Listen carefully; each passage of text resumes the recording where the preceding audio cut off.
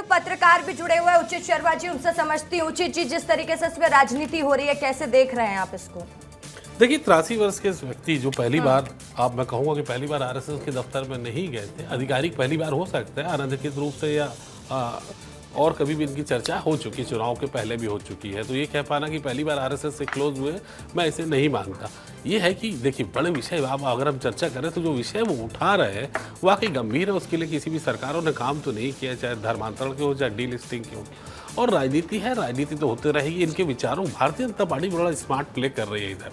वो इनके विचारों को ग्रहण कर इनकी पूरी पार्टी का अधिग्रहण करना चाहती है। इस बात को हमको समझने की जरूरत है। राजनीति में उतरे हैं, राजनीति में आप देखिए, और ये बात को भी नहीं भूलना चाहिए कि 2026 में 2 राज्यसभा के पद रिक्त भी हो रहे हैं रसिका, तो इसको आप उससे भी जोड़ सकते हैं कि आने वाला समय क्या हो सकता है। और क्यों मैं कह रहा हूँ कि भारतीय जनता पार्टी बड़े स्मार्ट प्ले कर रही है, ये जो चीज़ है, देखिए वहाँ पर कई धार्मिक विषय हैं, औद्योगिकरण विषय है, डीलिस्टिंग विषय है और राजनीति एक विषय है।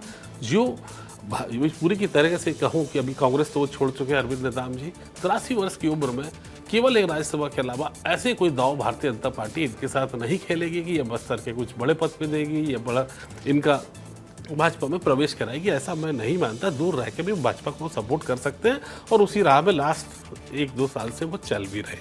ये कोई नई बात नहीं है कि भाजपा को सपोर्ट नहीं कर रहे हैं या भाजपा के, मैं स्पष्ट तौर पर बहुत अगर स्पष्ट कहूँ तो भाजपा के अभी वो संविदा सेल में बैठे व्यक्ति हैं। आने वाले समय में क्या होता है वो देखने वाली बात होगी, लेकिन फिलहाल जो है, जो विषय उठा रहे हैं वो बड़े गंभीर है। कांग्रेस ने इसका समाधान नहीं निकाला था। कांग्रेस खैर समाधान तो भाजपा ने भी 15 साल में नहीं निकाला था। इसके लिए जो धर्मांतरण एक बड़ी समस्या बनी हुई है, अगर आप बस्तर विजिट करें तो मुझे नहीं लगता बस्तर को लेके इससे बड़ी कोई समस्या उठेगी, और सरकार बन रही है और सरकारों इसको संजीदगी से नहीं ले रही है। इसमें सिर्फ राजनीति हुई है, ये समस्या जस की तस रही है। कितनी भी सरकारें आई हैं गई हैं। मृगेंद्र जी भी हमारे साथ जुड़े हुए हैं। मृगेंद्र जी, अगर इसके राजनीतिक मायने समझे, जिस तरीके से इस पर राजनीति गरमाई हुई है, तो एक बार आप समझाइएगा।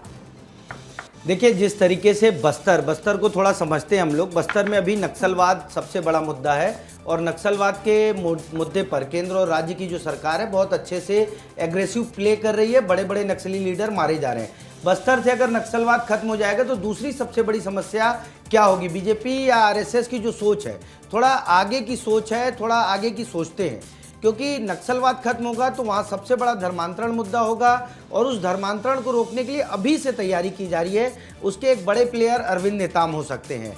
अरविंद नेताम इसलिए भी हो सकते हैं क्योंकि वो लंबे समय से राजनीति में हैं, केंद्र की सरकार में रहे हैं, राज्य में उनका राजनीतिक दखल रहा है, बस्तर के बड़े ट्राइबल लीडर हैं। हालांकि दीपक भाई जिस हिसाब से बोल रहे हैं कि मुझे कारतूस है, मुझे लगता है चुनावी पॉलिटिक्स को देखकर बोल रहे होंगे कि पिछले 30 सालों में अरविंद नेताम जो है किसी बड़े पद पे या किसी चुनावी उसमें नहीं रहे, लेकिन उनका जो जनाधार है, आप देखिए पिछले विधानसभा चुनाव में जिस तरीके से अरविंद नेताम ने अपनी पार्टी बनाई, आदिवासियों को एकत्रित किया, उसका परिणाम ये रहा कि कांग्रेस 12 में से 8 सीटों पर हार गई। एक बड़ा कारण है, पूरा कारण कुछ और भी हो सकता है, लेकिन जिस तरीके से आरएसएस ने उनको वहां प्रोजेक्ट किया है और धर्मांतरण को उठाया, मेरा मानना है कि आने वाले 5, 7, 10 सालों की पॉलिटिक्स के हिसाब से ये प्ले किया गया है और अरविंद नेताम को वहां डिप्यूट किया गया है कि वो धर्मांतरण के खिलाफ काम करें।